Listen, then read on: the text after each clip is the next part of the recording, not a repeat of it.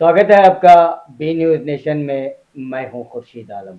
जैसे कि आप जानते हैं, कर्नाटक स्टेट में हर एक की ज़बान पर एक ही नाम चल रहा है, एसआईआर। एसआईआर को लेकर लोग काफ़ी चिंतित हैं और लोग काफ़ी परेशान हैं, दर बदर भटक रहे हैं।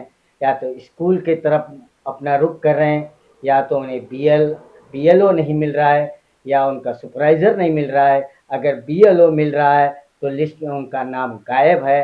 2002 की लिस्ट में जांच करना है, लेकिन बीएलओ के पास 2002 की लिस्ट गायब है। 2002 की लिस्ट में मिली भी है तो उसमें उनका नाम नहीं है। तो ऐसी सूरत में ऐसे बातों को लेकर तमाम जनता जो है कर्नाटक भर में परेशान हाल है। लेकिन ऐसी सूरत में जो बीएलओ तो फील्ड में है ही हैं, और ऐसी सूरत में जो है तमाम जो स्वयं जो सोशल वर्कर हैं या स्वयं संस्था के लोग हैं, ये भी जो है काफ़ी उनकी मदद कर रहे हैं। और इसी तरह से आज हमारी मुलाकात हो रही है एक उद्यमी और सोशल वर्कर और बीजापुर डिस्ट्रिक्ट वक्फ एडवाइजर कमेटी के सदस्य जनाब हमीद मंगलूर साहब। तो आइए हम सीधे उनसे ही बात करते हैं कि हमीद मंगलूर जी, तो आप इस मामले में आप क्या कर रहे हैं, क्या अवेयरनेस कर रहे हैं, क्या लोगों की मदद कर रहे हैं और क्या करना चाह रहे हैं? ಸರ್ವರಿಗೂ ನಮಸ್ಕಾರಗಳು. ನಾನು ಅಬ್ದುಲ್ ಹಮೀದ್ ಮಂಗ್ಳೂರ್. ಈಗ ನಮ್ಮ ರಾಜ್ಯದ ಎಲ್ಲ ಜನತೆಯು ಬಹಳಷ್ಟು ಸಂದಿಗ್ಧ ಪರಿಸ್ಥಿತಿಯಲ್ಲಿದ್ದಾರೆ. ಯಾಕಂದ್ರೆ ಎಸ್ಐಆರ್ ಇದು ಯಾವ ರೀತಿಯಲ್ಲಿ ನಾವು ಇದನ್ನು ಫಾಲೋ ಅಪ್ ಮಾಡಬೇಕಂತ ಹೇಳಿ ಸರ್ಕಾರವು ನಮ್ಗೆ ಇದರ ಬಗ್ಗೆ ಎಲ್ಲಾ ರೀತಿಯ ಮಾಹಿತಿಯನ್ನು ನೀಡಿರುವುದಿಲ್ಲ. ಯಾಕಂದ್ರೆ ಯಾವುದೇ ಸ್ಕೂಲಿಗೆ ಹೋಗ್ಬೇಕಾದ್ರೆ ರಾತ್ರಿ ಮಲಗುವಾಗ ಆಲೋಚನೆ ಮಾಡಿರ್ತಾರೆ, ನಾನು ಇಂಥ ಸ್ಕೂಲಿಗೆ ಹೋಗಬೇಕು, ಆ ಸ್ಕೂಲಲ್ಲಿ ಇಂಥ BL ಅವರನ್ನು ಸಿಗಬೇಕು, ಅವ್ರ ನಂಬರ್ ನಮ್ಮ ಹತ್ರ ಇಲ್ಲ, ಬಟ್ ಏನ್ ಮಾಡ್ಬೇಕಂತ ಅವ್ರಿಗೆ ಕೇಳ್ಬೇಕಂತ ಹೇಳಿ. ಆದರೆ ಅಲ್ಲಿ ವಯಸ್ಕರು ಸಾಧಾರಣ ಒಂದು 84ರಲ್ಲಿ ಹುಟ್ಟಿದವರಾಗಿ ಇವರು ಹೋದಾಗ ಇವ್ರ ಹತ್ರ ಒಂದೇ ಕ್ವಶನ್ ಕೇಳ್ತಾರೆ, ನೀವು 2002ರಲ್ಲಿ ವೋಟ್ ಪೋಲ್ ಎಲ್ಲಿ ಮಾಡಿದ್ದೀರಿ? ಅವ್ರು ಹೇಳ್ತಾರೆ, ನಾನು ಬೆಂಗಳೂರಲ್ಲೋ ಅಥವಾ ಮಂಗಳೂರಲ್ಲೋ ಮಾಡಿದ್ದೇನೆ. ಆಯ್ತು, ನಿಮ್ದು ವೋಟಿಂಗ್ ಇಲ್ಲಿದೆ, ನೀವು ಮಂಗಳೂರಿಗೆ ಹೋಗಿ ಅಥವಾ ಉಡುಪಿಗೆ ಹೋಗಿ ಅಥವಾ ಬೆಂಗಳೂರಿಗೆ ಹೋಗಿ ನೀವು 2002ರಲ್ಲಿದ್ದ ವೋಟಿಂಗ್ ಲಿಸ್ಟ್ನ ಚೀಟಿ ಪಾರ್ಟ್ ನಂಬರ್ ತಗೊಂಡು ಬನ್ನಿ ಅಂತ ಹೇಳ್ತಾರೆ. ಆದರೆ ಒಂದು ಸಾಮಾನ್ಯ ವ್ಯಕ್ತಿ ಈಗಿನ ಸಮಯದಲ್ಲಿ ಅವರ ಮನೆ ನಡೆಯುವುದೇ ಕಷ್ಟ ಇದೆ. ಆ ಟೈಮ್ನಲ್ಲಿ ಒಬ್ಬರು ಮಂಗಳೂರಿಗೆ ಹೋಗ್ಬೇಕಾದ್ರೆ ಒಂದು ವಯಸ್ಸವ್ರ ಜೊತೆ ಇನ್ನೊಬ್ರು ಬೇಕಾಗ್ತದೆ. ಅವನ ಜೊತೆ ಹೋಗುವಾಗ 3,000 ರೂಪಾಯಿ ಟಿಕೆಟ್ ಒನ್ ಸೈಡ್ ಆಗ್ತದೆ. ಅಲ್ಲಿಂದ ವಾಪಸ್ ಬರ್ಲಿಕ್ಕೆ 3,000 ರೂಪಾಯಿ ಆಗ್ತದೆ. ಅಲ್ಲಿ BLO ಸಿಗ್ತಾರೋ ಇಲ್ವೋ ಗೊತ್ತಿಲ್ಲ. ಆದರೆ ಒಂದ್ ವೇಳೆ ಸಿಕ್ಕಿದ್ರು ಅವರು ಇದನ್ನು ಕೊಡ್ಲಿಕ್ಕೆ ಅಲ್ಲಿ ಸಮಯ ಇರುವುದಿಲ್ಲ. ಕಾರಣ ಪ್ರತಿಯೊಬ್ಬರು ಈಗ ಬರೀ SIR ಹಿಂದೆ ಬಿದ್ದಿರ್ತಾರೆ ಎಲ್ಲರೂ.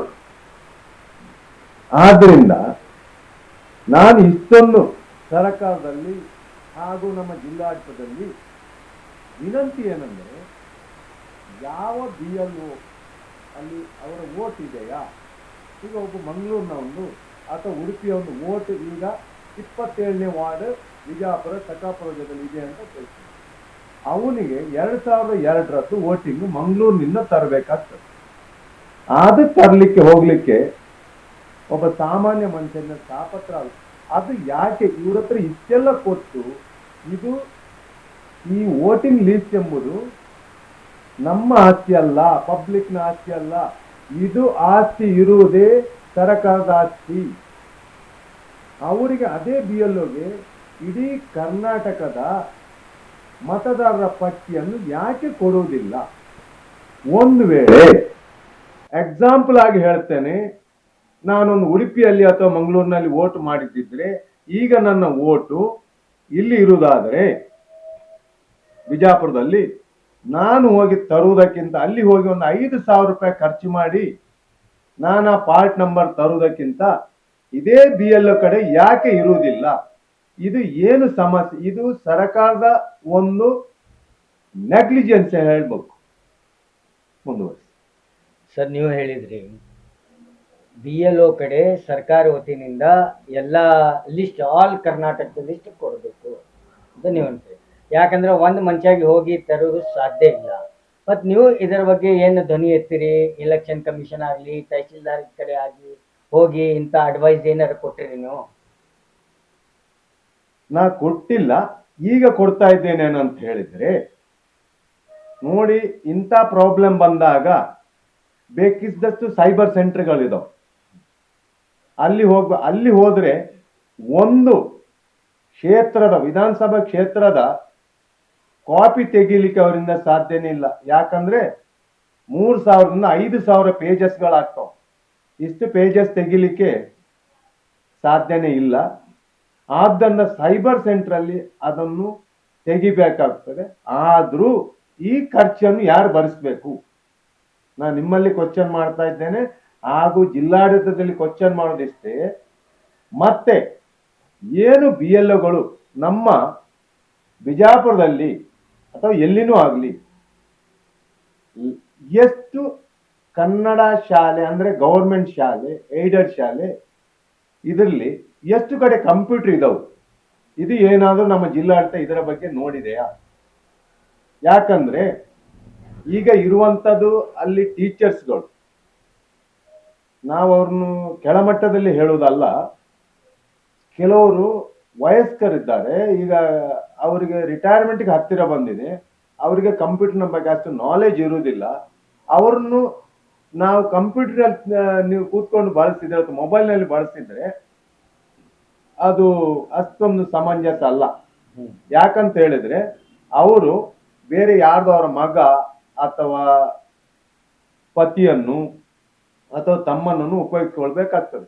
ಅಲ್ಲಿ ಏನಾದರೂ ಒಂದು ತಪ್ಪಾದ್ರೆ, ಈಗ ನನ್ನ ಅನಿಸಿಕೆ ಪ್ರಕಾರ ಇಲ್ಲೇ ಒಂದು ಕಡೆ ನಮ್ಮ ಈ 13 ನಂಬರ್ ಸ್ಕೂಲ್ ಹತ್ರ ಒಂದು ಕಡೆ ಒಂದು ಆಡ್ ಮಾಡ್ಲಿಕ್ಕಲ್ಲ, ಮ್ಯಾಪಿಂಗ್ ಮಾಡ್ಲಿಕ್ಕೆ ಹೋದಾಗ ಒಬ್ಬರ ಮನೆ ಒಂದು ಮೆಂಬರ್ ಇದ್ದು ಡಿಲೀಟ್ ಆಗಿ ಹೋಗಿದೆ. ಅದನ್ನು ಒಳಗೆ ತಗೊಳ್ಳಿಕ್ಕೆ ಅವರಿಂದ ಸಾಧ್ಯ ಆಗ್ತಾ ಇಲ್ಲ. ಇದನ್ನು ಹೇಗೆ ತಗೊಳ್ದು ಅಂತೇಳಿ ಇವ್ರಿಗೆ ಯಾರಿಗೂ ಮಾಹಿತಿಯನ್ನು ಕೊಟ್ಟೂ ಇಲ್ಲ, ಕೊಟ್ಟರು ಅವ್ರಿಗೆ ಅರ್ಥ ಆಗುವ ಪರಿಸ್ಥಿತಿಯಲ್ಲಿ ಇಲ್ಲ. ಯಾಕಂದ್ರೆ ಅವರೆಲ್ಲ ಸಾಧಾರಣ 58-59 ವರ್ಷದ ಟೀಚರ್ಗಳಿದ್ದಾರೆ. ಅವ್ರಿಗೆ ಲ್ಯಾಪ್ಟಾಪ್ ಹೊಡಿಲಿಕ್ಕೆ ಗೊತ್ತಿಲ್ಲ, ಮೊಬೈಲ್ ಅವರು ಇದು ಬಟನ್ ಮೊಬೈಲ್ ಹಿಡ್ಕೊಳ್ಳುವರು.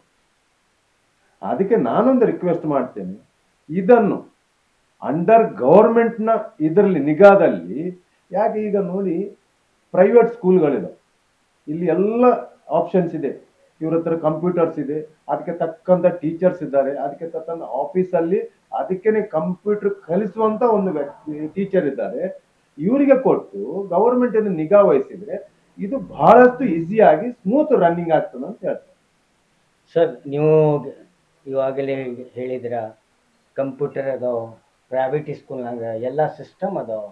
ಇದು ಈಗ ನೀವು ಏನು ಹೇಳಿದ್ರ, ಉಡುಪಿ ಆಗಲಿ, ಮಹಾರಾಷ್ಟ್ರ ಆಗಲಿ, ಎಲ್ಲ ಆಲ್ ಓವರ್ ಕರ್ನಾಟಕದ್ದು ಆನ್ಲೈನ್ನಲ್ಲಿ ಅದು ರೆಕಾರ್ಡ್ ಡೌನ್ಲೋಡ್ ಆಗ್ತಾ ಇಲ್ಲ, ಅದು ಸ್ವಲ್ಪ ಕನ್ಫರ್ಮ್ ಮಾಡ್ಕೊಂಡಿದ್ದೀರಾ ನೀವು? ನೋಡಿ, ಆನ್ಲೈನ್ ನಲ್ಲಿ ಆಗ್ತಾ ಇದೆ. ನಾನು ಇವತ್ತೇ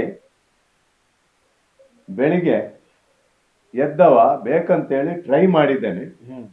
ಟ್ರೈ ಮಾಡುವಾಗ ನಮ್ಮ ಉಡುಪಿ ಜಿಲ್ಲೆಯಲ್ಲಿ ಎಲ್ಲ ಒಟ್ಟು ಮಾಡಿದ್ರೆ ಇದು ತೆಗಿಲಿಕ್ಕೊಂದು 50,000 ರೂಪಾಯಿ ಖರ್ಚು ಮಾಡಬೇಕು. ಇದು ಯಾರಾದ್ರೂ ಮಾಡ್ಲಿಕ್ಕೆ ಸಾಧ್ಯ ಇದೆಯಾ? ಈಗಿನ ಕಾಲದಲ್ಲಿ ಬಹಳ ಕಷ್ಟ. ಅದರಿಂದ ಗವರ್ಮೆಂಟ್ ಯಾಕೆ ಅದನ್ನು ಸಪ್ಲೈ ಮಾಡಬಾರ್ದು? ನಂದು ಇದು ಕ್ವಶನ್ ಆಗಿ ನಿಮ್ಗೆ ಕೇಳ್ತಾ ಇದ್ದೀನಿ. ಈಗ ನೀವು ಹೋಲ್ ಸ್ಟೇಟ್ದು ತೆಗಿಬೇಕಂದ್ರೆ ಒಂದು 50 ರಿಂದ 1 ಲಕ್ಷ ರೂಪಾಯಿನೂ ಖರ್ಚ ಬರ್ಬೋದು. ಇದು ಗೌರ್ಮೆಂಟ್ಗೆ ಸಾಧ್ಯ ನೀವು ಹೇಳೋದು ಪ್ರಕಾರ. ಗೌರ್ಮೆಂಟ್ ಯಾರ್ದು ಪ್ರಾಬ್ಲಮ್ ಆಗ್ತಾವ, ಸಪೋಸ್ 1% ಬಂದ ನಿಮ್ಗೆ ಹೇಳಿದ್ರ ನಾವು ಉಡುಪಿದವರು, ನಾವು ಮಂಗಳೂರದವರು, ನಾವು ಬೆಂಗಳೂರಿನವರು ಇಂಥ ನಮ್ಗೆ ಸಿಗ್ಲಾಕತ್ತಿಲ್ಲ, ನೀವು ಅವ್ರದ್ದೇ ಒಂದೇ ಹೆಸರ ನೀವು ಪ್ರೈವೇಟ್ದವರು ಕೊಳ್ಳಕ್ ಸಾಧ್ಯ ಒಂದೇ ಕಾಪಿ ತೆಗೆದ? ನೋಡಿ, ಒಂದು ವೇಳೆ ಅಂತ ಪರಿಸ್ಥಿತಿಯಲ್ಲಿ ಯಾರಿದ್ರೆ ಅವ್ರು ಕರೆಕ್ಟಾಗಿ ಅವ್ರು ವೋಟಿಂಗ್ ಮಾಡಿದ ಏರಿಯಾ ಹೇಳಿದ್ರೆ, ಸ್ಕೂಲ್ ಗೊತ್ತಿದ್ರೆ ಅವ್ರಿಗೆ ನಾವು ಅಲ್ಲಿಯ BLOಗೆ ಕಾಂಟ್ಯಾಕ್ಟ್ ಮಾಡಿ ಅಲ್ಲಿದ್ದ ನಮ್ಮ ಫ್ರೆಂಡ್ ಸರ್ಕಲ್ ಇದು ಮಾಡಿ ಅವರಿಗೆ ತರಿಸಿ ಕೊಡ್ಬೋದು. ಇಲ್ಲೇ ಪ್ರಿಂಟ್ ತೆಗಿಬಹುದು. ಯಾಕಂದ್ರೆ ನೀವು ಒಂದು ಶಾಲೆನೂ ನಡೆಸ್ತೀರಿ, ನಿಮ್ ಕಡೆ ಕ್ವಾಲಿಫೈಡ್ ಸ್ಟಾಫ್ ಇದೆ, ಸೊ ಅಂತ ಅವ್ರಿಗೆ ನೀವು ಹೆಲ್ಪ್ ಮಾಡ್ಬೋದು ಅಂತ ನಾವು ಮಾಡ್ತೇವೆ. ಖಂಡಿತ ಮಾಡ್ತೇವೆ. ನಮ್ಮ ಸ್ಟಾಫ್ ಎಲ್ಲ ವೆಲ್ ಕ್ವಾಲಿಫೈಡ್ ಇದ್ದಾರೆ.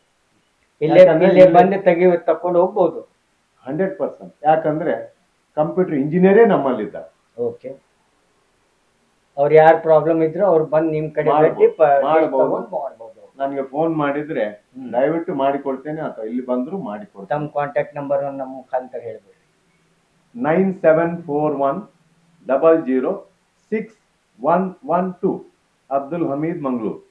तो ये थे अब्दुल हमीद मंगलूर साहब, पेशे से एक उद्यमी हैं और वक्फ बोर्ड के एडवाइजरी कमेटी के डायरेक्टर भी हैं और साथ ही साथ सोशल वर्कर भी हैं। तो जब उन्होंने हमारे माध्यम से कहा कि अगर किसी को प्रॉब्लम है, अगर किसी को 2002 की लिस्ट नहीं मिल रही है, चाहे वो बेंगलुरु के हो या बीजापुर डिस्ट्रिक्ट के बाहर के क्यों ना हो, अगर आपको परेशानी हो रही है, अगर आपके BLO के पास वो लिस्ट अवेलेबल नहीं है, तो हमीद मंगलूर जी को आप कांटेक्ट कर सकते हैं। उनके ऑफिस को आकर वो आप लिस्ट यहाँ से ले सकते हैं। इन्होंने एक बहुत बड़ा आज यहाँ हमारे माध्यम से भी ऐलान किया है और मुझे उम्मीद है कि SIR आपकी मैपिंग जो चल रही है वो हर स्कूल में चल रही है, जहाँ पर कुछ दिक्कतें तो ज़रूर आ रही हैं, लेकिन कोऑपरेशन और संयम रखिए।